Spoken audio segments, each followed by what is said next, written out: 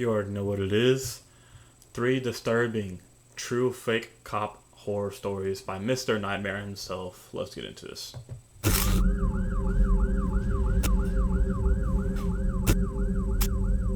This video is sponsored by Scentbird. I know it may come as a surprise, but besides making videos, one of my favorite things to do is go out with friends and socialize in my spare time. In these past few months, I've been getting constant compliments from both my friends and strangers about his Nightmare 55 to get 55% off your... Alright, story 1 by Adam. So you just gotta say Adam. My parents own a vacation home in Quincy, California. It's a 2-acre property surrounded by woods. We would go there as a family all the time when my siblings and I were kids. Now that we're all adults, we don't really have aligning schedules to go together as a family anymore. But when I was in the early stages of talking to my girlfriend Rose, I told her about our vacation home on like our 5th date. In October, the leaves begin transforming to create stunning natural beauty in Quincy. I teased the idea of us spending a weekend there together, and she right away said let's do it. 2 days later, we were packing our things getting ready for the road trip to Quincy. I picked her up from her house, and off we went. The drive there was about 5 hours. We passed the time talking about everything in life, from TV shows to family to childhood memories. And then we'd listen to comedians and podcasts to pass some more time. When we finally made it to Quincy, we drove through the cute little village first because I wanted to show her how nice it was there. 10 minutes later, we were at the house. So he brought up podcasts. So, me personally, I love podcasts too. But it's crazy, I've never drove more than 5 hours to get somewhere. I think like the longest I ever drove was like an hour, and that's pretty much it. That's crazy. But hey, if you want to know a good podcast to listen to You Should Know Podcast. Shout out You Should Know Podcast. We have a little wooden fence at the driveway that we leave closed whenever the place would be vacant. It doesn't have a lock or anything. It's just a little deterrent for people to not enter the property while we're there. I got out of the car to open it, and then we drove past it onto the property. My dad has landscapers come every couple weeks in the summertime into the fall, so the property was very well kept when we were there. Rose was impressed. We were there just in time for lunch, so we unpacked, I gave her a tour, and then I turned the hot tub on so that the water would be hot enough for later. Then we went into town to go to one of my favorite spots to eat. When we finished up, we did a little sightseeing and went to the Plumas County Museum. After that, it was starting to get dark out, so we headed back to the house. We relaxed in the hot tub for a while. The hot tub was on the back deck under the awning. It was really cold out, but it felt nice in the hot tub, until we both could hear the crushing of leaves nearby, like footsteps. We thought it was a bear, so we both jumped out of the hot tub and ran into the house. I turned off all the lights inside and outside, thinking the lights could be attracting a bear or some wild animal. I peeked out one of the windows, expecting to see a bear, but instead saw the silhouette of a human being walking along the side of the house. I ran to the back door to lock it and shut the blind. See, now this is why I will never like move into like a foresty type of house. I mean, if you want to do that, go ahead and do that. Like, but I'm good. I'm chilling off of that. No, thank you. On the back door window, I told Rose to be quiet. The footsteps circled the house until they got to the front door, then stopped. After a moment of silence, there was a knock at the door, and someone yelled, "It's the police." We were confused. No, I went to the front and said through the closed door, "Is there a problem?" The person on the other side said, "We got a breaking and entering call." I asked, "How's that possible? The nearest neighbor isn't for a quarter mile." There was a noticeable gap in his response. He said, "I just need you to open the door, sir." I responded, "Sorry, I don't feel comfortable doing that."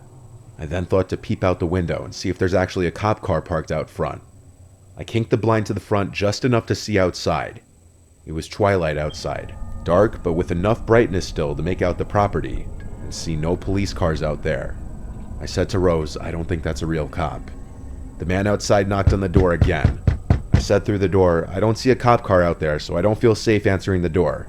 The man didn't respond to anything to this.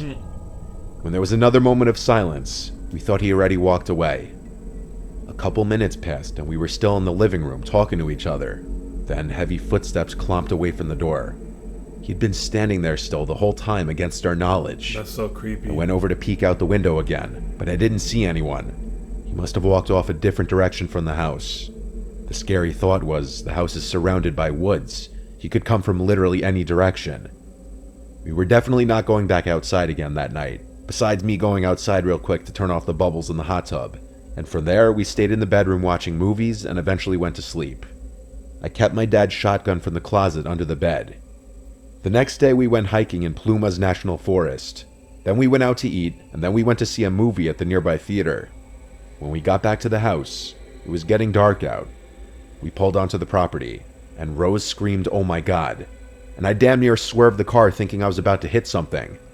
I slammed on the brakes and said, "What?" She pointed at someone, quickly walking away from the house towards the woods until they disappeared into the darkness. Nope. I tried to keep Rose calm when she started freaking out that someone's stalking us.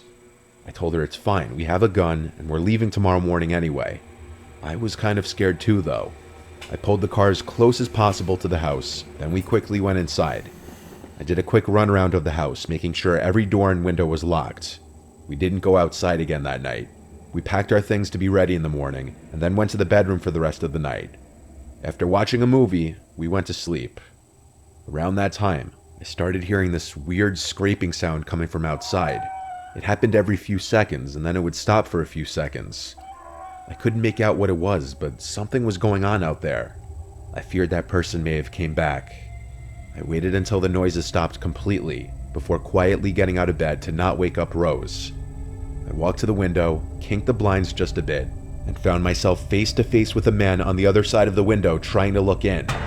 He definitely saw me. I fell backwards and screamed, "Jesus Christ." Rose woke. See, that's when you grab that shotgun.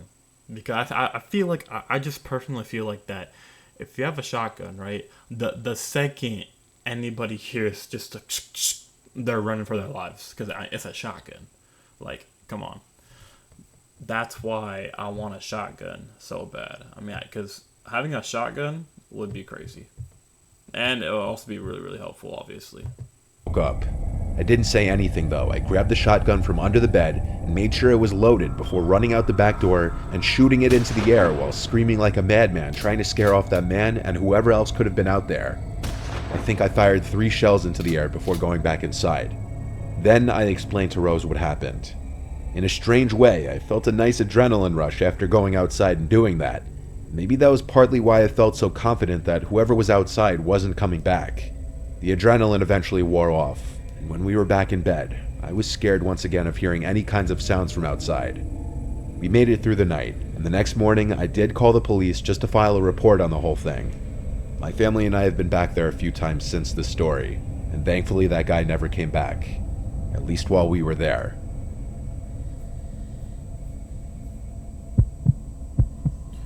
Alexis. I was driving through Colorado in the middle of the night. I was in Tabernash at this point, and it must have been like 1 a.m. I stopped to get some gas and grab a snack at a gas station.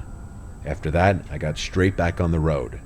Though there weren't any cars on the road at this hour, especially not the roads I was on, I still obeyed the speed limit because it was late, I was tired, and you never know where a cop could be hiding. True. I was going around 55 on this winding road, and all of a sudden, that dreaded flashing of lights appeared in my rearview mirror. I looked in my mirror and saw the car behind me with the flashing white and red lights. So I pulled over, but not before looking at my speed and confirming that I was only going maybe 2 miles per hour over the speed limit. I pulled onto the side of the road, and so did the vehicle behind me. I was beyond annoyed. I'd never been pulled over before at the time, and I'm always a cautious and careful driver. I immediately felt like I was being pulled over unlawfully. As the officer stepped up to my car, I lowered the window, and he greeted me, asking for my license and registration. I tried to act like I know my rights and would not just bend over backwards for him. Makes sense. So I asked, "Is there a reason you pulled me over?" He said he'll get to that in a minute. I told him I know I wasn't speeding or swerving and none of my taillights are out, so I don't want to hand you my license if this is an unlawful stop. Then I took a look at his uniform. It looked off. He was in all black with a black vest on that resembled a police vest, but his vest didn't say police anywhere on it. Nope. His badge didn't say police either. It said Criminal Task Force. He kept insisting for my license. I would have drove off so fast. Like the second that he even like stepped up to the window, and then if I just immediately look at his uniform and be like, "Yeah, you're not a cop," I'm out of there so fast. License and registration, and I actually just flat out asked him, "Are you an actual cop?" He replied, "I'm part of the undercover unit." Then he asked for my license again. I asked him for his badge number. He said he didn't have to give that to me. I knew enough about traffic stops to know that was a lie. Not true. Yep. I also took note that his lights were only red and white, lacking blue. I wasn't 100% sure if this could be an indicator of a fake police officer, but along with everything else, it only made it more suspicious. The man started asking me to get out of the car. I said, "Respectfully, I'm not comfortable talking to you until you can get a supervisor here." He raised the volume of his voice and his tone got more assertive as he repeated for me to get out of the car. I replied, "I don't think you're a real cop. If you are, you wouldn't have a problem getting your supervisor here." I rolled up the window a bit, and he didn't like this. He yelled at me to open the door as he put his hands on my window and tried unlocking the door. I pushed his hands off as I started the car and put it in drive. I heard him shout stop as I started flooring it away from him. My heart was racing, and by God, I was hoping I was right or I was going to jail. But at the same time, hoping I was right that this man was impersonating a cop showed just how terrifying of a situation I was in. As I was driving away, going the speed limit, I saw the car behind me with the lights on fast approaching. I did the only thing I could think to do, and that was to call 911. I told her on the phone that I was being chased by someone who I believed to be a fake cop. I said he refused to give his badge number, his car was unmarked and didn't have blue lights, and his uniform didn't say police. After asking my location and more details on the situation, I told her that I was being chased by this person. The woman told me the nearest police station for my location, which was the Fraser Winter Park Police Department. She requested I go there, and she would be dispatching an officer to meet me there. The guy in his car was following me halfway to my destination with his lights still on, but suddenly when we got to an intersection, he turned his lights off and turned right, driving off out of view. He was gone. And with that, I realized that my suspicion was true the whole time. I was pulled over by a guy pretending to be a cop. I still drove to the police station, where there was a cop sitting in his car in the parking lot. I pulled in and he got out, seemingly knowing it was me that he was meeting right away. From there, I told him every last detail of the encounter, the guy's face, his car, and what intersection he turned right at. He took down my contact information, I'm guessing in case I'd need to be called in to identify the guy. And probably never got called. After a few minutes, I was on my way. I'm glad I trusted my intuition and didn't get out of the car. I could only imagine where things would have went from there. Alright, Silver Stallion, let's see what you gotta say. I'm 29 years old. I live alone in my house in a small town in Michigan on the weekends. I come here to escape from the city lifestyle that I spent most of my life growing up in and am sick of. I like being in a quiet, rural area, but my house and property is the kind of place horror movies are usually set. A house with a big property and the neighbors not right on top of you. You don't hear of too much crime usually in my town, but that's because the population is relatively low. I don't have a lot of friends in the area, but that's not why I come here anyway. I come to be alone and escape my stresses from work and people in general during the week. One Friday, shortly after arriving at the house after my drive, I got a knock at the door. I opened it to a guy with a clipboard. Immediately, I knew he was selling something. He asked me if I was content with my security system. I said I don't have one, but I'm not really interested, and I made a joke that no one's breaking into this ugly house. He then went on his pitch, telling of all the recent break-ins in the area that, quite honestly, I had not heard about. He then asked who I live with, and I said I live alone, so I don't really need it. He was persistent, though. He asked me to at least give him my phone number, and he'd circle back in a couple of weeks to see how I'm feeling. He offered to waive the installation fee. On the spot, I figured why not, that actually sounded pretty good. So I gave him my number. He thanked me and left. After that, I went to the kitchen to start making... You see, like, me personally, I wouldn't have told the guy I live alone. Because I'm just like, you don't know me like that. So I'm not going to tell you I live alone. I could be like, yeah, I have some roommates. Or I wouldn't say anything at all, actually. I was been like, yeah, I got some guns in here. I got shotguns, pistols, ARs, all that. So I don't need no protection. Making dinner, and then I resumed watching Yellowstone in the living room. I was on a binge, so I was watching episode after episode for hours on the couch. Wow. It was at about 11 My o'clock at night that there was a knock at the door. 11 o'clock at night is beyond the appropriate hour to knock on anyone's door, especially around here. Exactly. I'm not super close with the neighbors, so I wouldn't assume it to be one of them. I ignored the knocking and kept watching my show. The knocks persisted, though. I still didn't get up. I wasn't answering the door at 11 p.m. No way. I stayed seated. But when there was a third set of knocks at the door, I grew concerned.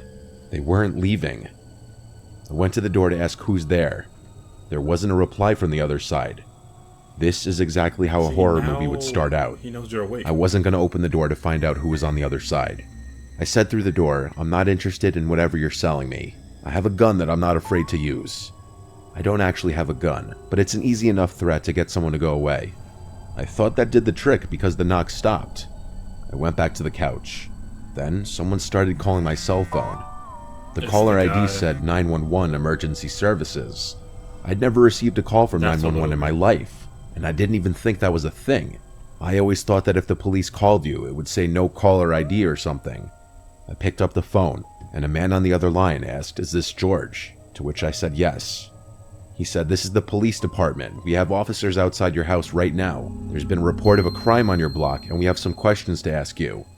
This didn't feel right at all. Nope. I asked the alleged 911 operator to ask the police to go to the window so I could identify them before opening the door. He said he can't do that. They're already outside my house, which made no sense. I said, "I don't answer questions, sorry," and hung up the phone. Even if it were the real police, I had no legal obligation to answer the door anyway. But this was screaming trap in every sense of the word. They tried calling me again with the same number. I denied it and put my phone on Do Not Disturb.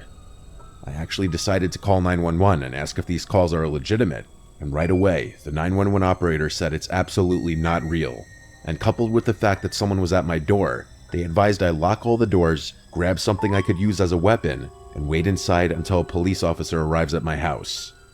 While I was on the phone with her, I heard the back doorknob being shimmied with, and someone trying to push the door open. They then apparently tried ramming or kicking the door down because there were these super loud bangs on the back door. I told the operator this, and she said the police will be here in less than 10 minutes. I needed them now, though. I went to the door and screamed, "Do you want to get blown up?" And there was a yell on the other side saying, "It's the police, open up," followed by another ram or kick into the door. The back door is next to a window, unlike the front door. So I looked out the window, and I saw two masked men attempting to kick down my door. When I say mask, I mean they had these disturbing-looking sacks on their heads. It looked like they had eye and mouth holes cut out. They saw me looking through the window, and I guess they saw me on the phone.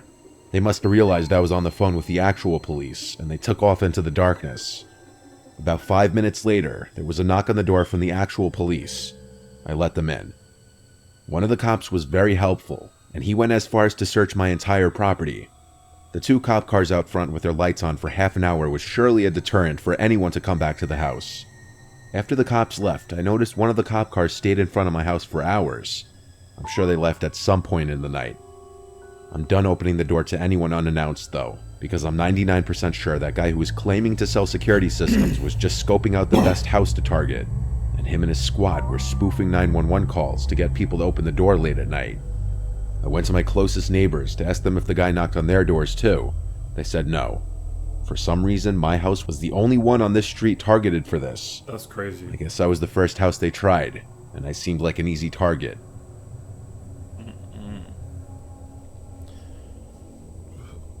That's crazy. And that's why I will never open the door for anybody if I don't recognize them. I don't care who you are. Because you can't trust nobody at all. That's all I'm saying. But that will do it for that video. I will see you guys in the next one because I am out.